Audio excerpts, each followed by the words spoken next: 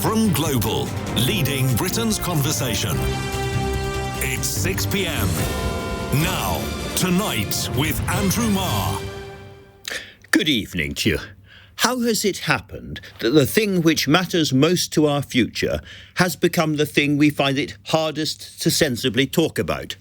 Now, I know that for a lot of people, the mere words climate change make them clap their hands to their ears or scream, or both. Let's put to one side all of the ignorant blinker jackasses who simply don't believe the science and claim that the climate change the rest of us see all around us isn't happening, or if it is happening, that it's nothing to do with us. Let's think instead of everyone for whom the immediate problem of paying this winter's bills overwhelms everything else. And alongside these come-off-it people, the others, who are driven half mad by fear and grief about what may be ahead. I've said before, and I say again, I don't think that making people angry is how to win arguments with them. But let's hear the voice of one of those trying to blockade the M25 earlier today, 24-year-old Louise. How many more people have to say, we don't have a livable future if you continue licensing oil and gas for you to listen? Why does it take young people like me up on a f***ing gantry on the M25 for you to listen? And police are expecting more disruption on the M25 tomorrow. Hysterical? Yes. Self-righteous? If you say so.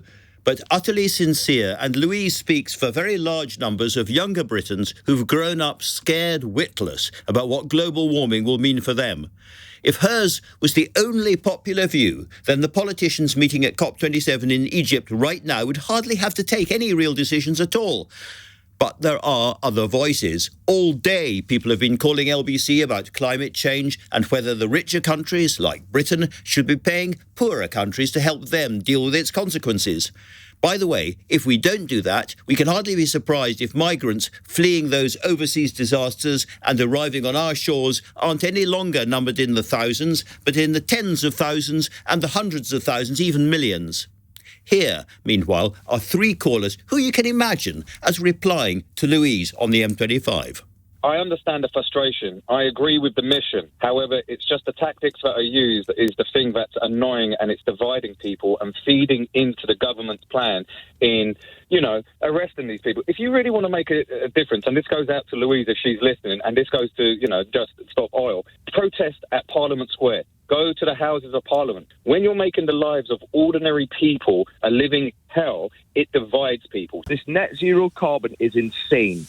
It's insane. When China and India are using the fossil fuels that they're using, not to mention Australia with their coal, constantly the people of Britain get pulled down, have to pay more. The cost of living's kicking in. I mean, this COP27 jamboree has become, I think, wholly discredited. We're now talking about, I don't know how many hundreds of billions. They're now talking about redistribution from what is deemed to be the wealthy West. We are going up this route of already trillions of cost domestically in terms of electric cars, decarbonising our heating. How on earth we're meant to find more money for abstract problems abroad? Abstract? Hardly, not if you're there. But sure, what about China? What about the Saudis? What about the rich? There's a real danger that this whole conversation sinks into a swamp of anger and whataboutery.